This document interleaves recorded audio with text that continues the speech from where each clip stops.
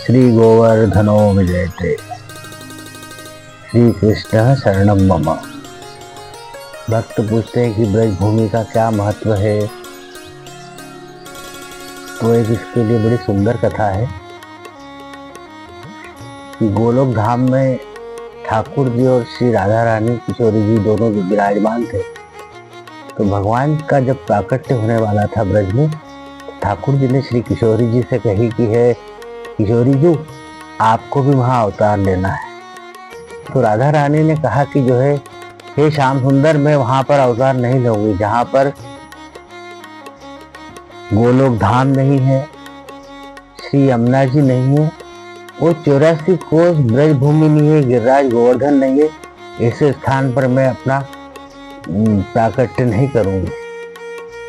तो राधा रानी के निवेदन पे ठाकुर जी ने भूतल पर 84 कोस ब्रज भूमि स्थापित करी, गिरि गोवर्धन स्थापित किया और श्याम सुंदर श्री यमुना महारानी का वहां पर प्राकट्य हुआ। तब जाकर के जो है किशोरी जी ने ब्रज में अपना प्राकट्य हुआ उनका और जन्म लिया और उन्होंने वहां पर वो लीला करी।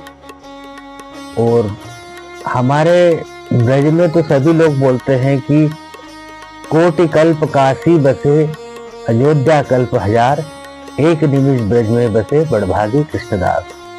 कहते हैं कि करोड़ों वर्ष तक आप काशी में रहो, कोटि कल्प काशी बसे, और अयोध्या कल्प हजार है, अयोध्या में हजारों वर्ष तक रहो, अयोध्या कल्प हजार, और एक निमिष ब्रज में बसे बड़भागी कृष्णदास। बोले आपका यदि एक निमिष, एक क्षण भी यदि आपका ब्रज में वास होता है तो आप बहुत भाग्यवान हो, आपके ऊपर किशोरी जी की परम कृपा है।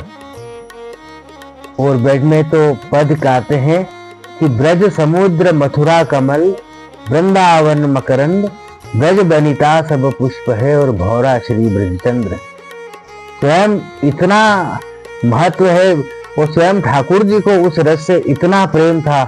जब तक ठाकुर जी ब्रज में रहे उन्होंने अपने पैरों में पादुका धारण नहीं करी, वो नंगे पैर ही जो है ब्रज में घूमते थे।